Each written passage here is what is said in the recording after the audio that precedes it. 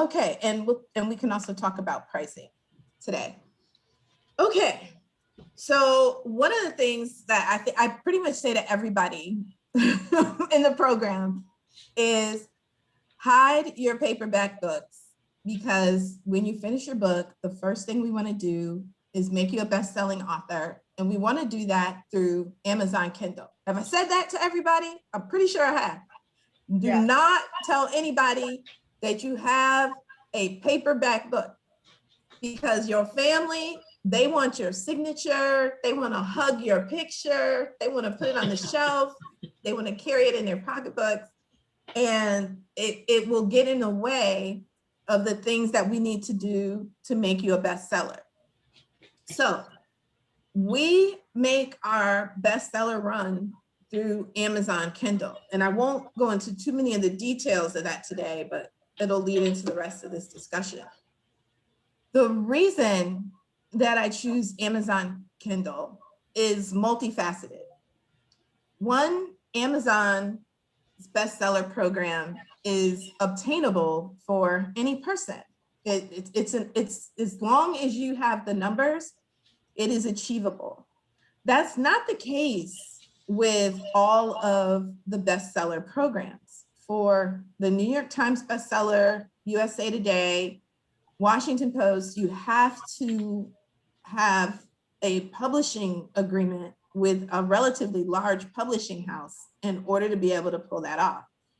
And publishing agreements with the big six can take years to obtain. Even if they agree to publish your book, they can hold publishing your book for years based on their schedule and the value they determine that it has. It's not obtainable for every person, especially in the area of nonfiction. So it's purposely, they make it not exceptionally achievable or accessible to everyone. I like Amazon because it's accessible. Two, Amazon is in the top 3. They all go back and forth. Google's number 1, YouTube, Amazon. So in the top 3 search engines in the world. If you have a published work in Amazon, it automatically increases your search engine optimization. It automatically makes you easier person to find. So sometimes you'll go into Amazon and you'll see all these books for $0. Like, why does somebody put a book in for $0? They wrote a book, they don't want any money. Like, what is it? Those books are there as lead magnets. They're there for search engine optimization. They're there to make that person easy to find in a lot of cases. But that's one of the benefits of publishing with Amazon and having a book in Amazon Kindle. You are suddenly easier to find. It's also an easier game for us to play.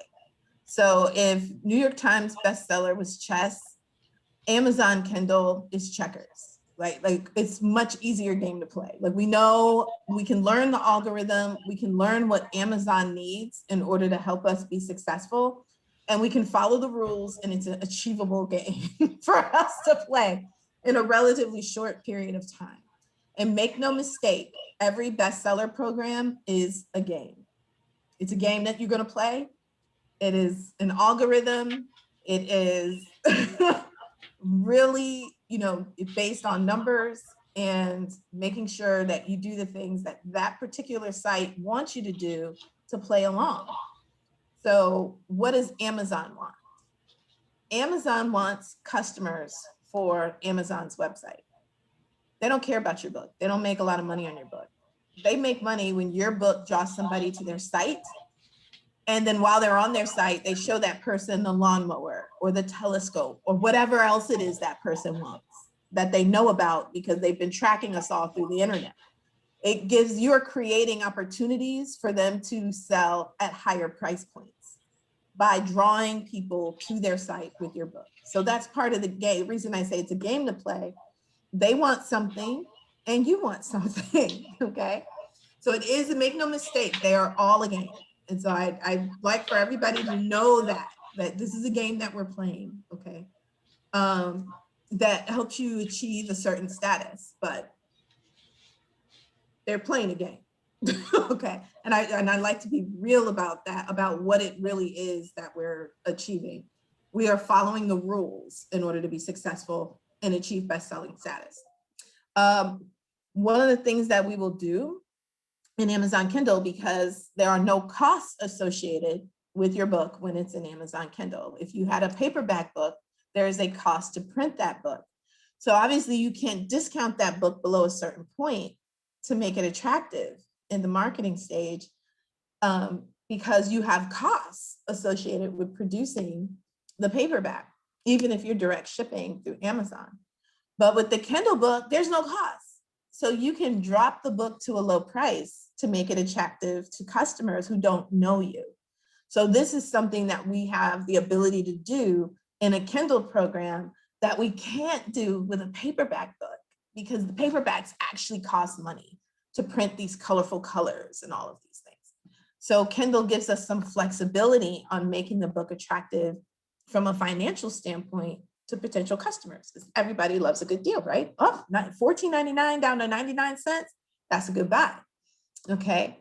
So for people that don't know you, who we want to buy in to purchasing your book during this time frame, we can create incentives in Kindle that we can't do with a paperback. So these are some of the reasons, and I'll tell you more when we get to the bestseller program and I explain more of the algorithm. But then the last reason that I'll share today is that there are people out there that make their living promoting books. Who knew? But this is what they do. And they will only promote books that are at a discounted price point for their customers. So Kindle, they promote ebooks, and they promote ebooks to huge, lists of millions of people, but they will not promote a book that is full price, so, or at a higher price. They love to promote 99-cent promotions to their list. Their audience is less likely to complain about a book or not liking it if they only paid 99 cents for it. And it also makes it really accessible to them and easy for them to push to their audiences. So for all of these reasons are some of the reasons why we do Amazon Kindle. So we talked last week about the book trim size. We've already decided that we're publishing ebooks and not paperback books. We talked about copywriting. Hopefully over the last couple of weeks, you guys got a chance to check out Module 7, which is our legal module, because that has detailed information about copywriting and about some of the ways to protect yourself as an author. But we did talk about copywriting in our last time together. And then the next step is to price your book. So when we run a promotion, we'll drop your book to 99 cents, but your book needs an actual price. It needs an actual market price for the book. And I'm sure you all turned the book around, and on the back of that book, this is a good book, by the way, Rachel Rodgers. We should all be millionaires. This is like the Black Woman Millionaire Bible. This is a really great book. But on the back of the book is the fixed recorded retail price for the book. So wherever you are in the world, this is the price of that book. And they're always printed on the back, and with a paperback, they're printed with your ISBN number. That's the little barcode that goes on the back of the book. So when we're deciding what our book price is going to be, we want to look at how that price impacts us in addition to profits. So with Amazon, they have some interesting royalty limitations in Amazon. Move my little window down to the bottom here. They have some interesting royalty limitations in Amazon, because ultimately they would like all of their prices for Amazon in the same range, right? So if you price your book between $2.99 to $9.99, Amazon will pay you a 70% royalty. Okay, they'll pay you 70% royalty. So the difference between the cost of your book and what it sells for, they'll pay you 70% of that. So if your book is $3 and you sold it for $10, they'll pay, if the difference is $7, so there's $7 in profit there, they'll pay you 70% of that, which is $4.90. But if you price your book at 99 cents as a fixed price, not a discount price, but 99 cents or anything below $2.99, or you price your book between $10 and anything above that, up to $200, you only get 35% royalty. Why do they do that? Because they want all of the books in Amazon to fall between $2.99 and $9.99. That's where they want you to be. So they said, we'll pay you more if you follow the rules. So this is the beginning of where the rules start. We'll pay you more money on your book from our site if you stay in between the lines. You go outside the lines, then we don't pay you as much. So this is how they're trying to control the price point of books in Amazon Kindle, okay? So when you're thinking about what you're gonna price so if you ever wonder why all the Kindle books are the same price, well, there you go. This is why. Why are they all $9.99 or $8.99? Because they get paid more money if they stay in between the lines. They want you following their rules, staying in between the lines. This is where they want all their pricing to be, okay? So this was just a little math calculator, basically taking you through that. If you price your book within their range at $4.99 is an example of being in that range. It's between $2.99 and $9.99. They would pay you $3.42. That's 70% of the royalty. That's what you would make on that book. So you want to be making 70% ideally on your book. That's what you would like to be making. So your price for your Kindle book should be between $2.99 and $9.99. Okay. So after setting the price for your book, so last week we did the trim size. We decided we're going to do an ebook first. We're going to copyright the book, of course, absolutely, protect your work. We set the price just now. It's got to be between $2.99 and $9.99. Then you would assign an ISBN number to your book. This is only for the paperback, but after you launch in your ebook and you become a bestseller, then you can release all the paperbacks to the world. So you do at some point want to obtain an ISBN number for your book. And this basically just identifies your book in the world, the Library of Congress, and for sales purposes, you'll get assigned a barcode that'll be on the back of every book that you have printed, so that that they're all being priced the same and accordingly. So you get your own little barcode, okay? I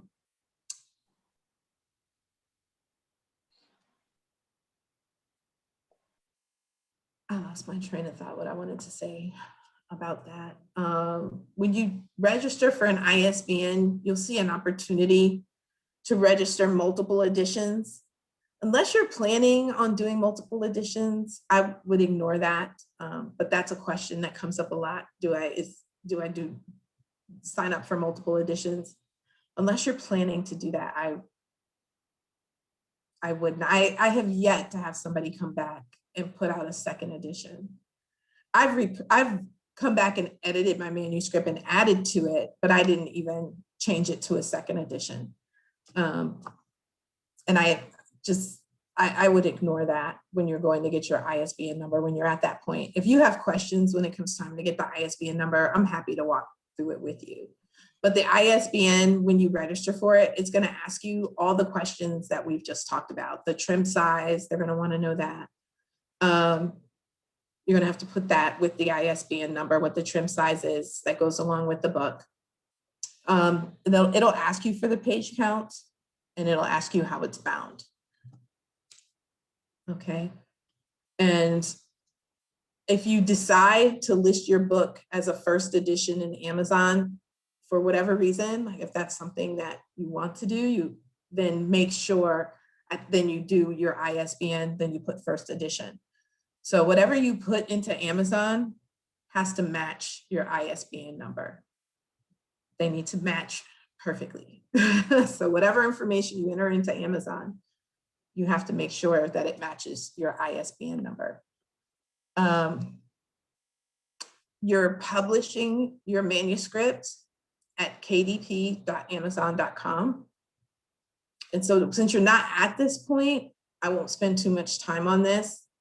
If you want, next week when we do Amazon bestseller, I'm happy to pull up kdp.amazon.com and show you how to enter your book into Amazon to publish it. I can walk you through it. I have a tutorial for that in the module 8 folder. In the module 8 folder, I have a tutorial that walks through how to do and publish your book by yourself if you want to. But if you want to see how to do it, I'm happy to do it. I'll walk you through it next week if you'd like me to. I just didn't think anybody was there yet and ready to walk through it yet. But that's something we can do at any time if someone wants to walk through it. You can always drop it to me in the chat if you want to see it, and I'll walk you through it next week. I'm happy to do that. The next piece of this is Author Central. So Amazon has a web page for you that's free. When you publish your book, when you get ready to publish your book, you can go to authorscentral.amazon.com and you have your own webpage without you having to go out and buy one. So you can put there video trailers about your book. You can put there, if you have a podcast, you can put that there. You can put anything there that you want. Your bio can go there. Anything about you that you want to include can go in your Amazon author page. So when we go through bestseller, I will walk you through exactly what can go into that page. But I want to make you aware that you have a free website for which to market your book. And say your book is Diary of a Pastoress and you own diaryofapastoress.com. You can go into GoDaddy and buy the domain diaryofapastoress.com, but you don't want to do a web page. You don't want to spend $500 or $1,000 on a web page. You can forward it to Amazon Author Central's page and just have all the information about your book at the Amazon Author Central page. You don't have to create a full website to be able to market your book. You have one. It's free. You have your own page to be able to market your book. So I had a client, and I'm just going to come out for a second, who didn't have time to do any of this. Leadership was her book.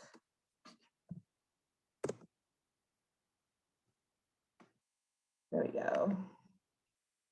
High Hill Leadership was her book, and she just did not have time to do any of this.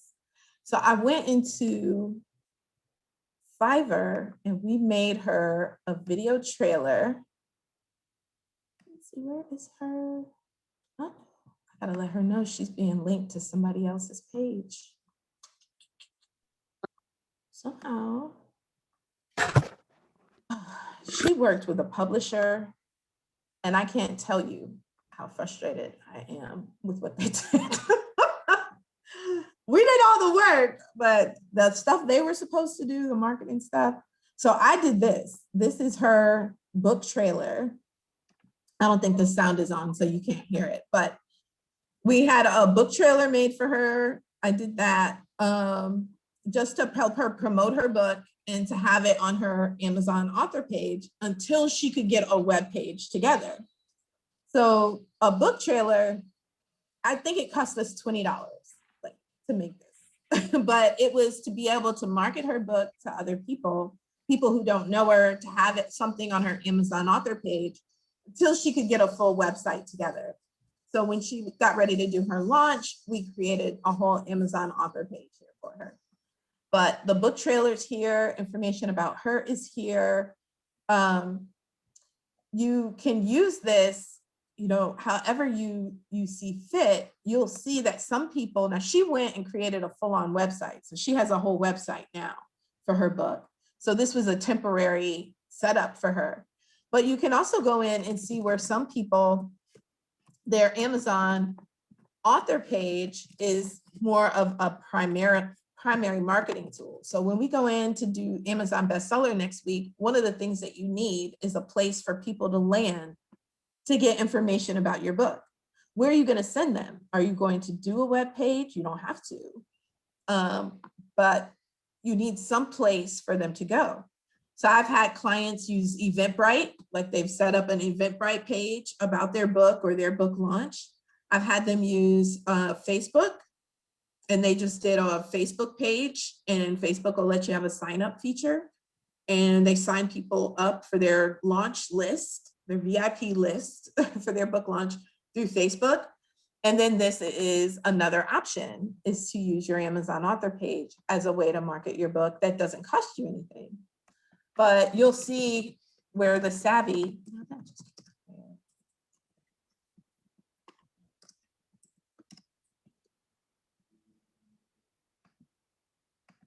make good use of their Amazon author page. So obviously Tim Ferriss has multiple books, but he's got his blog posts are here. His book links are here. His bio's here.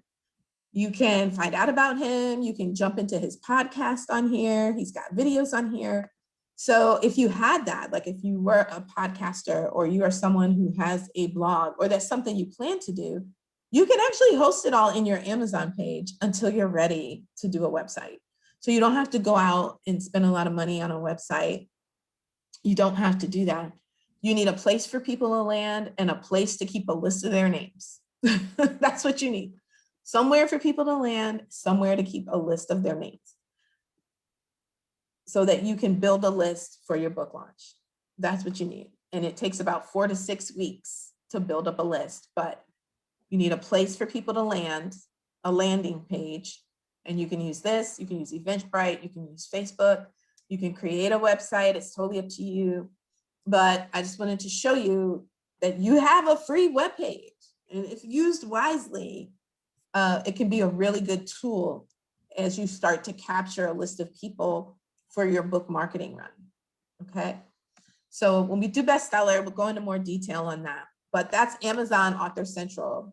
And I have a whole spiel on how to use your Amazon Author Central page, because don't forget, if it's on Amazon.anything, whether it's Amazon Author Central, Amazon.com, KDP, Amazon.com, it's search engine optimization. So the more your name appears in these places, the easier it is for people to find you when they're searching for information on those topics. So you can make really good use of this if we're strategic, which is why I have a whole new spiel on it, because it's an important piece of the puzzle for raising visibility, for helping people to find you. In KDP, the one thing I can't do for you is set up your bank account information. So if somebody puts in the chat that they want to see how to go into KDP and set up their book, I'm happy to do it. We can do it next week. It takes like 10 minutes, literally. And we can do that. And I'll show you where all of that is in your KDP back office. But if you have an Amazon.com account, you have a KDP account. It's already there for you. You don't have to create anything. If you've shopped on Amazon.com, then you have a KDP account for Kindle Direct Publishing, for publishing your book. It's already there. All you have to do is put your manuscript in there and type in some information and a bank account for them to pay you. And it's that simple. You're published all by yourself.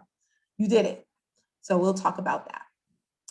Something that you do want to have prepared, the most basic of basics, is your bio. And so this is something that you've been working on since day one of this program. What is your book about? Who's it for? How can it help them or transform them, right? What do you want to happen for them? And why are you the right person to write this book? See, I make you do all these things with purpose. I'm like Mr. Miyagi, wax on, wax off, and the next thing you know, you're a black belt martial artist, right? You've done all the work already, okay? And then next week, I will teach you how to do research in your book genre for pricing, as well as book marketing categories. So we'll go through an example. I have a client who secretly published a book And she published it secretly because the book was a risque topic. So she didn't want anybody to know she wrote it. And they published it under like a fake name. Like it's not even under, it's two of them. And they published it under a fake name. So it doesn't even have their name. It's like the Black Goddess Collective, right? And so you can't, their names aren't in it, nothing. But people found it because it's really good content. And it's content that you don't typically hear talked about in our community. So it's rare. And they sold like, I don't know, 1,000 copies or something before they ever told anybody that the book was out there. So we went through how to help the book become a bestseller, because now they're okay with people knowing that they wrote it and they'll be launching, but we did all the research on their topic. So I'll use them as an example because it's a really interesting book topic, but they did it in secret the first time they published it secretly. Want anybody to know they wrote it. They just wanted to be published authors in that space for the people that they are helping secretly. But it was an interesting experience, let me say. Okay, so that's for today, just the basics on what you need for book marketing. Next week, we'll do bestseller. If you want me to, I will walk you through how the book actually gets published. And we will walk through bestseller, we will walk through landing pages. And if we have time, we'll talk about how do you then leverage some of the contacts you already have. We'll talk about that. And we'll talk about the following week is going to be turning your book into a coaching program. Because I know that's the goal for a lot of the people in this space is, okay, now what do I do with that? How do I get speaking opportunities with it? How do I turn it into something that is profitable beyond the book? So then that's the following week. So does anybody have any questions for today? I feel like I was talking for a really long time without a question. No, just half an hour. It's not really a question, but you have me very curious about this book title you just talked about. Oh, let me show you. Yes. Let me show you. Leave us. They are so funny because it was really hysterical when they came to me and asked for my help because they had already published it. And they were in it's Tosh, and Tosh has another book that we published, how to work less, travel more. So we had gone through that whole process for work less, travel more, but she published this one. They published it under the Black Goddess Collective, and they have retreats for women. They have these retreats for women that they do. But she was like, money was coming into my account and I didn't know where it was coming from. And it was coming from Amazon for her book. Let me get it.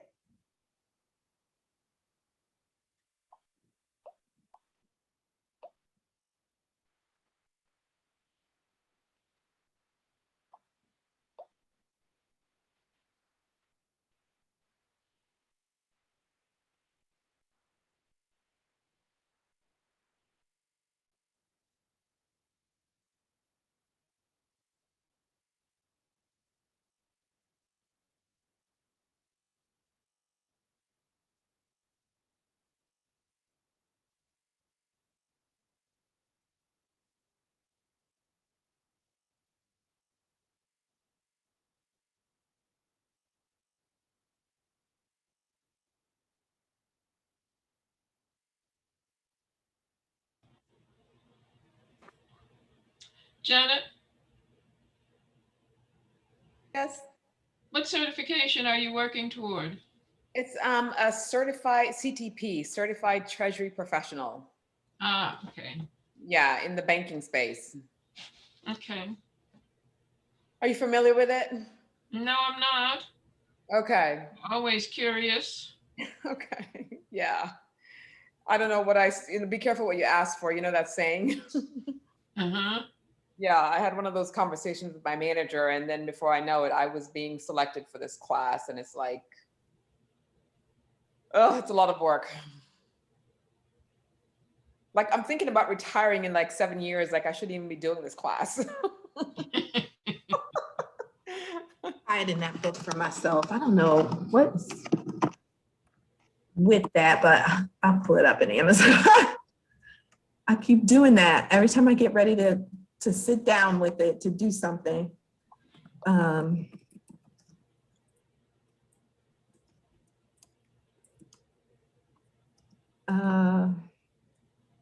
Path to Pleasure. This is it. Can y'all see that? No. No. No? Yeah. Oh my God. Have I not been sharing my screen this whole time? No, we saw your screen. Oh, okay. Please tell me I've not been sharing mine. So this was what they had. And you can see it has 93 reviews. Like, they didn't do that. Wow. But people were stumbling across it. I think it was coming up in searches. What was doing it is this person, Black Girl Bliss and Queen Afua. So somehow they all got tagged together. And so I don't know, some of you may know how popular Queen Afua is, but from healing from the inside, but somehow they got tagged together. So whenever Queen Afua comes up, they come up. And the same with Black Girl Bliss. But you see they publish, they just use their first names, Tasha and Regine, they use their last names. They're funny. So we're redoing it now with purpose and making sure they get put in the right category, and then we'll do a launch and they'll make their bestseller run. You can make a bestseller run anytime. It doesn't have to be when you publish the book. But I guess it was out there and they started to notice that people were picking up on it. And not only were they picking up on it, but they were going in and reviewing it. And they have almost 5-star review rating. So they like it.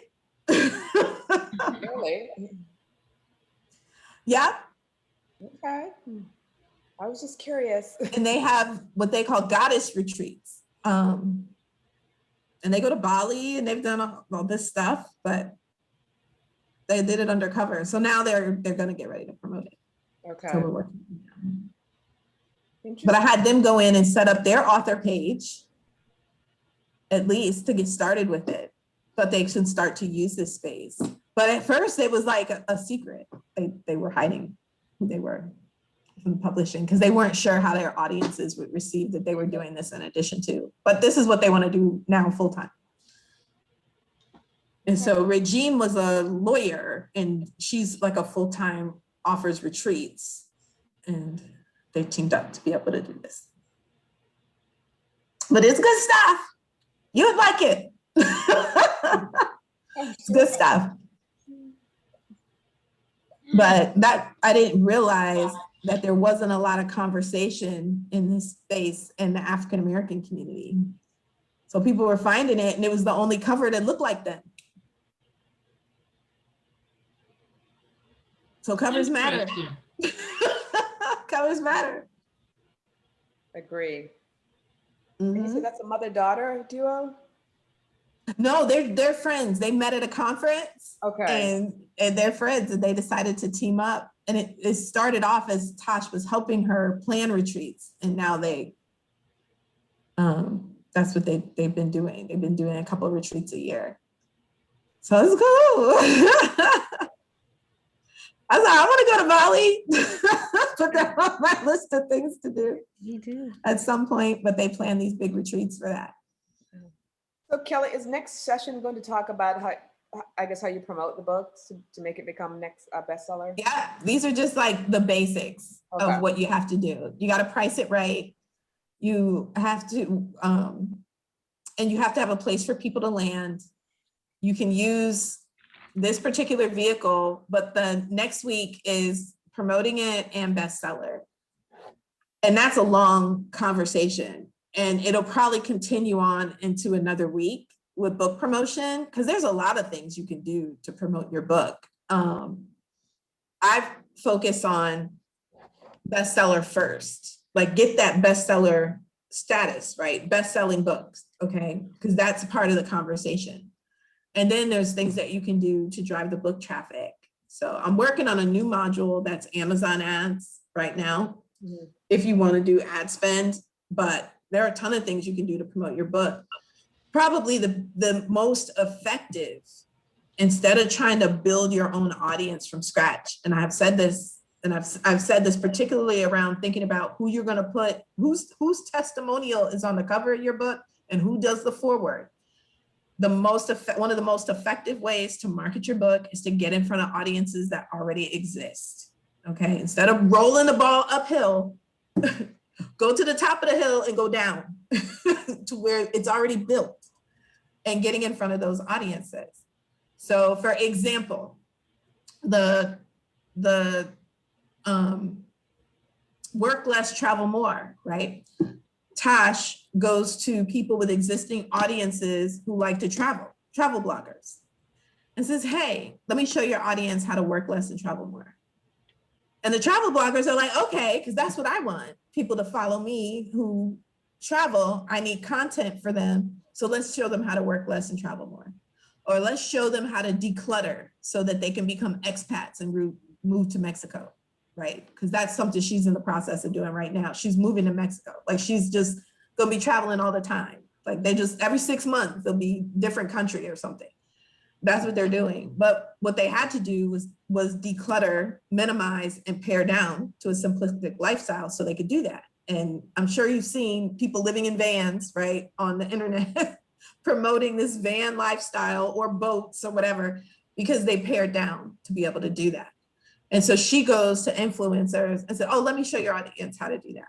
So these are people follow them that want to travel, but they don't have the things in place to be able to do that. And so she can get in front of their list with her Work Less, Travel More book and share all these experiences and get in front of existing lists and have her list grow quickly, as opposed to, you know, trying to do one person at a time. I am not the person that you will see set up in the mall with a table. That's not what I'm going to do. I won't teach that. I had a coach and she wanted me to set up at the, what is it, at the military, the VFW or something. She wanted me to sell up into the PC at a table and market my books. I'm not doing that. I'm gonna get in front of somebody who has 200,000 followers and share my book with that person and their audience. So that is one of the most effective ways to market your book, because you didn't pay, right? You didn't pay anything. You're in front of an existing list that you didn't necessarily have to go out and build, right? And it's a list of people that have an interest in your topic. So that's one of the fastest ways to build followers for your book or buyers for your book that isn't as costly. Now I have a module on ad spend. I talk about some of the places that I ad spend for the book launch, and then for the long term. Those are two different things. There's becoming a bestseller, which is first, and then there's marketing in the long term. But I'm never going to be the one to tell you to set up a booth somewhere and stand at a fair outside with your books and sell them at a table. No. You can do that. I don't think it's the best way to sell books, me personally. I think there's far more effective ways. And joint venturing is one of the most effective ways to get in front of people. Find a podcast that's relevant to your topic and get on that. It's already built lists. It's third-party validation. And then they can buy your book. And then it didn't cost you anything and you didn't have to go anywhere. And you're not at a table somewhere that you paid for and hawking books. I just won't. I don't teach that model, but I'll teach you some strategies that work. Get your book in front of more people. Hey, can we talk about the cover a little bit? Do you provide like resource, like, you know, to determine like who does your picture or whatever you're trying to put on the cover? Do you have like a resource to do all of that, put all of that together? So sure, I do. So I have somebody that I use to coordinate the cover. The photography is going to be based on where you live. So I have a really great photographer that I usually refer out in the DC metro area who I love. Ramsey, you already know her, but Nakia Red does a really great job and she's right there in Maryland. So I can refer her out. I have a really great photographer here in Charlotte who I refer out for getting good pictures, because the picture is kind of taking up most of the cover. So it's really important that the picture be good and have a really great photographer. So I have somebody here that I use I actually have two people here. One I have is more of a favorite, and I do most of my stuff with her. But it depends on where you are geographically. I can get a contact for you in your geographic area based on from a referral network that I have for photographers, but that's going to be numero uno, is getting we need good photography, and we need people that understand what it is that you're trying to do. So one of the things that I gave out as an assignment early on was a brand assessment. Did you send that back to me? I don't think so. I sent one thing back to you. I can't remember a second. You sent me some of your book to read. I don't know if you sent me back a brand assessment. I'll double check, because the brand assessment tells me what makes somebody a fan of yours. And that's one of the things I have you give to a photographer. It's part of why I asked for it. So if you take one of my brand assessments to Nakia Red, she'll look at that and know, okay, so people are fans of yours because you have, you know, big energy, you bring a lot of light, you're a visionary. They want to follow you because you inspire them. So say that was the brand. That's a magician brand, right? Magician, I'm a magician. So we're visionaries. We're going to be bright, sparkly colors. So she knows what to do with that information for your photo shoot. So she'll make sure the makeup, the photos, everything is bright and sparkly. So one of my clients, let me see if I can pull up her pictures. Hang on one second. Is a magician like me. And I sent her to Nakia. Let me see if I can get her photo block. Photo.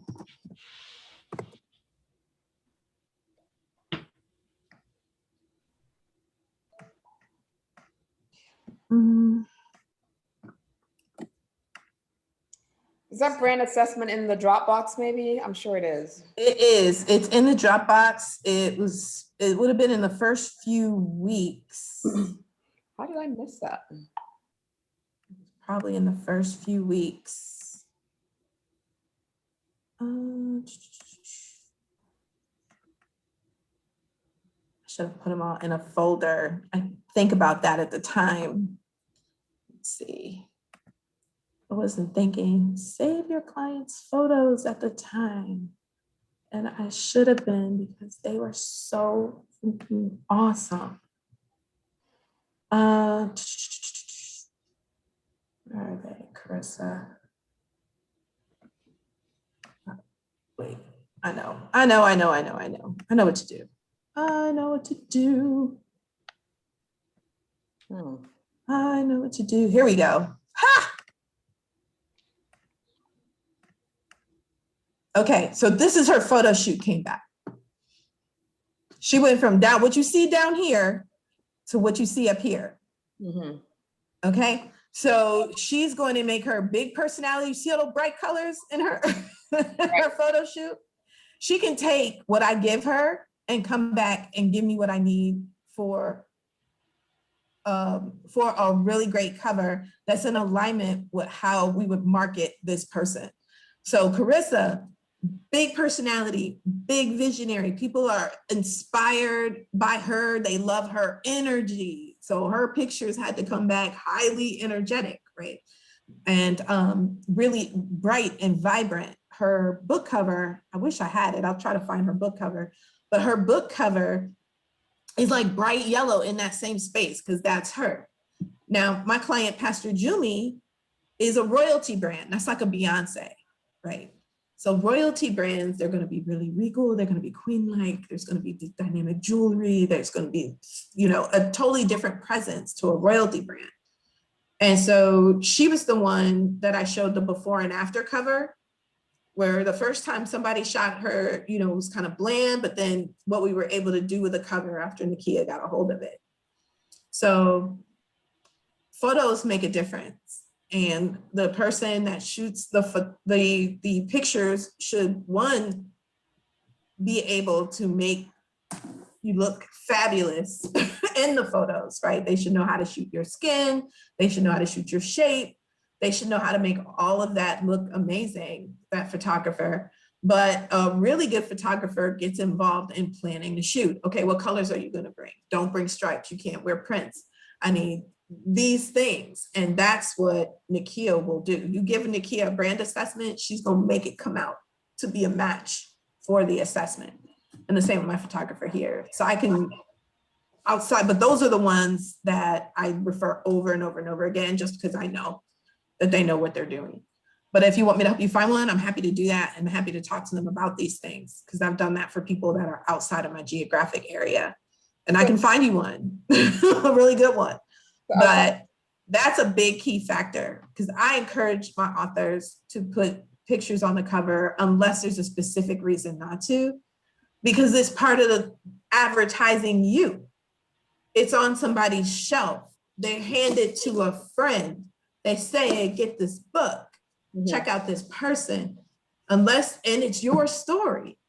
So your cover, you want to love it because you're going to see it over and over and over and over and over again. So you should absolutely love it, love the pictures, love everything about it.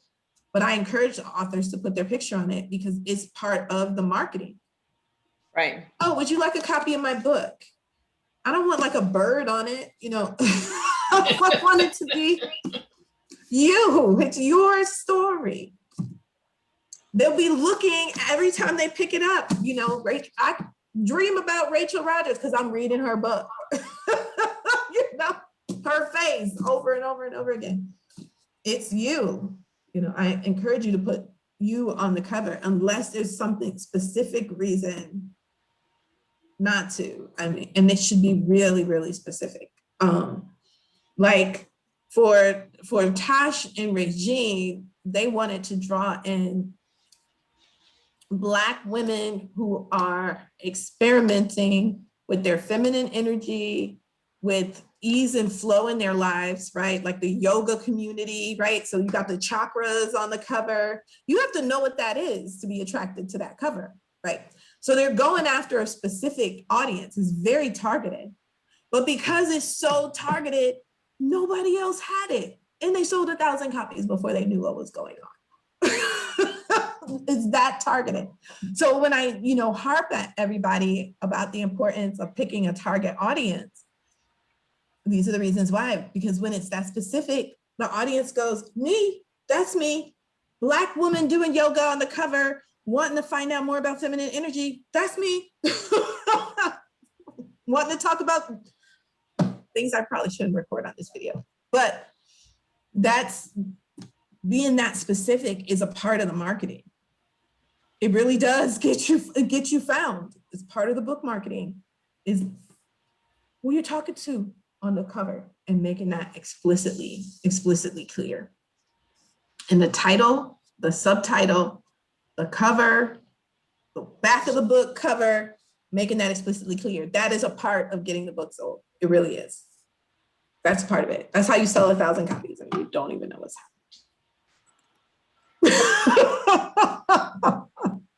You're really, really specific. Kelly, I have a question. Outside of the picture, who does the design of the rest of the cover outside of just? Oh, okay. So I have a guy for that. I can refer him to you. But like any other artist, right? The more direction that you give them, the better it will be. So for the reason I say complete the brand assessment, it's going to give you ideas with regards to colors.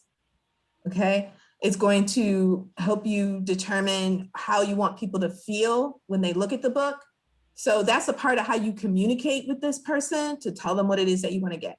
Because if you just hand them a picture and give them your title and say, give me a cover, you're asking a lot of that person if you're not explaining, this is how I want my audience to feel.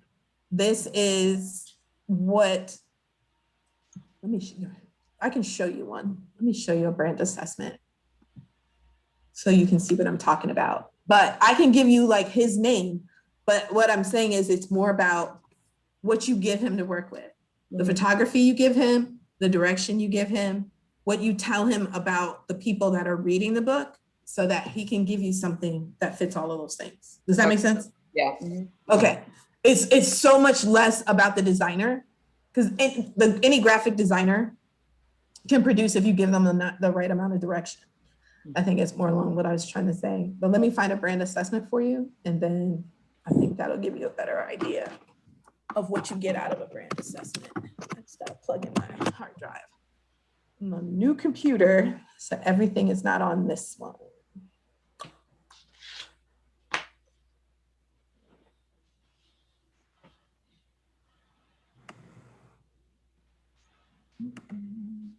There we go.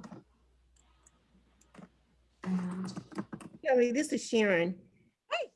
Hey, I think I know I sent it to you, but I believe you sent me the results back.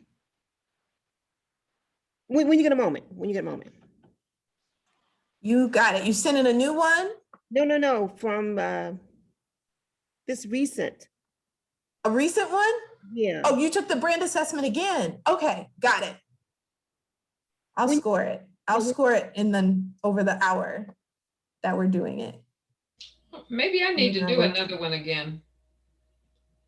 Yeah, you know, it can change. Two, you could be more decisive about the answers. So when you take it, you only get to pick one answer. And sometimes you get pulled in two directions, like maybe two answers make sense to you. Mhm. So it can be helpful to take it again when you are in a mood where you're feeling more decisive about the answers. Oh, I'm feeling decisive now. After I came back from Charlotte, and kind of got my head straight. It's like, look out, world. And that could change. That could change it because you may fall in between. I mean, everybody who scored their brand assessments probably noticed that, maybe they scored 30% in one area, 20% in another. Right. You could start to lead towards another assessment at some point. You could start to lead towards another type. So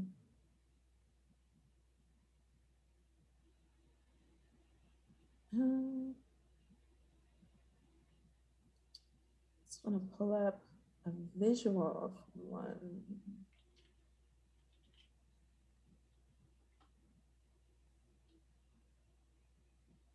Well, let me start with this one and then I can look for others. I have more than one hard drive. This one doesn't have all the stuff on it. Okay, so let me share this. And what should be in here is, where are you?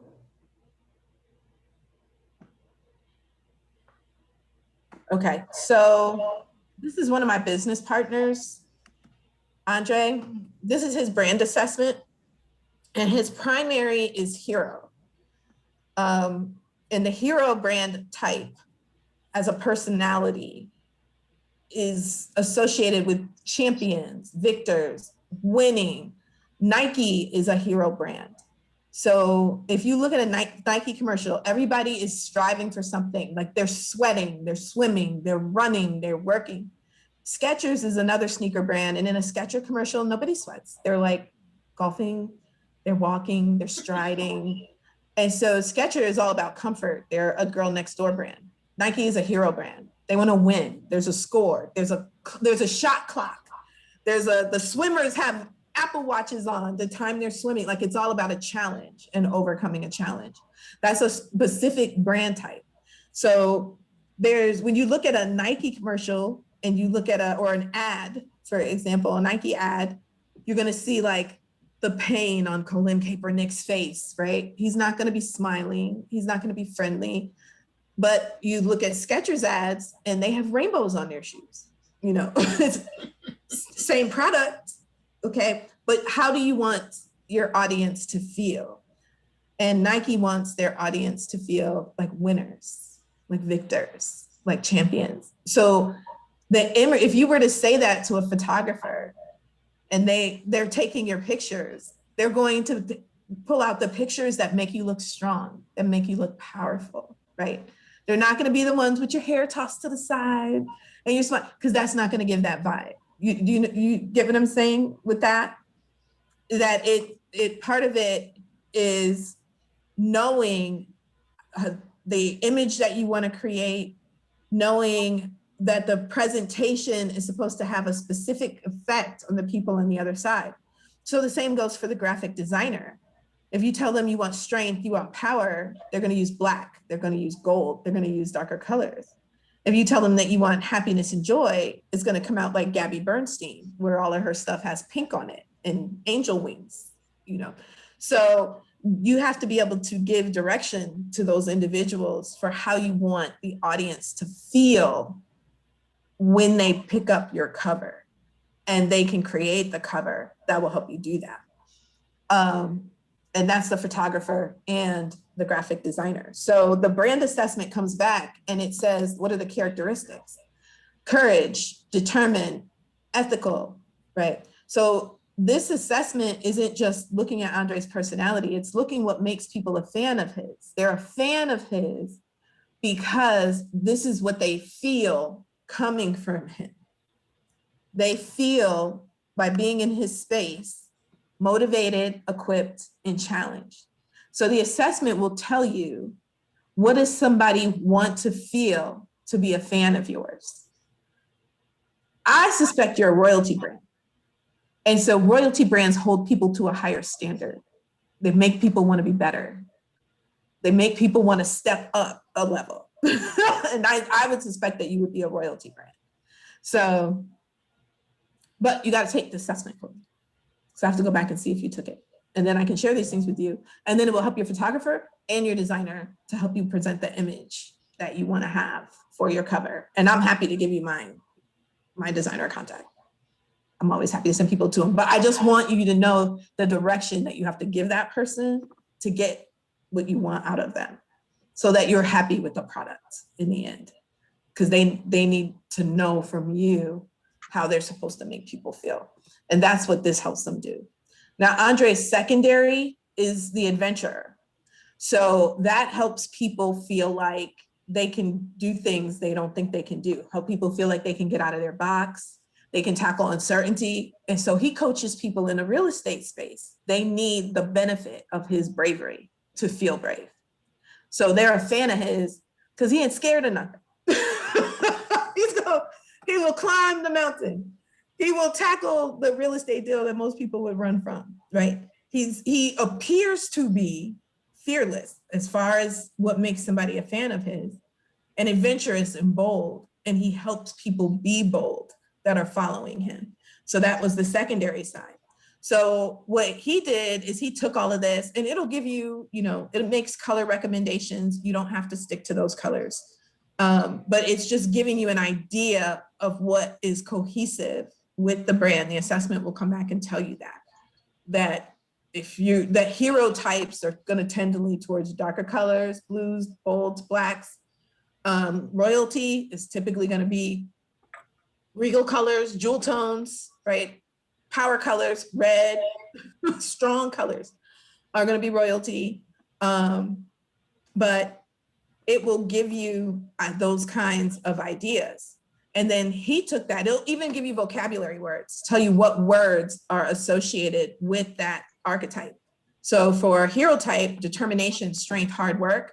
So he puts these words into his language, into his copy, because that's what people want to hear from him in order to be a fan of his. So the assessment isn't as much a personality test as it is what makes somebody a fan of yours. So it will give you ideas on what should the font be on your book. It'll tell you that. It'll tell you what words you might want to incorporate that are in alignment with that. It'll give you those kinds of ideas that will help you with establishing what should be on the cover.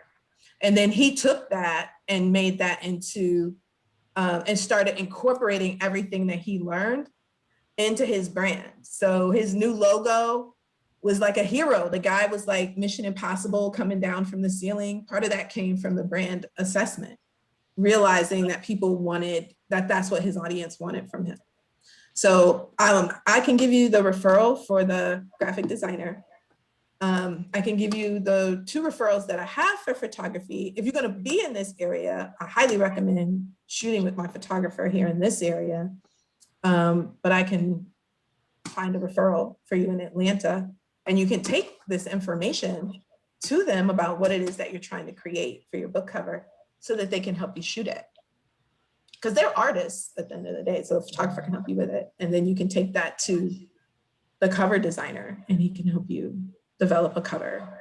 He's done most of the ones that I work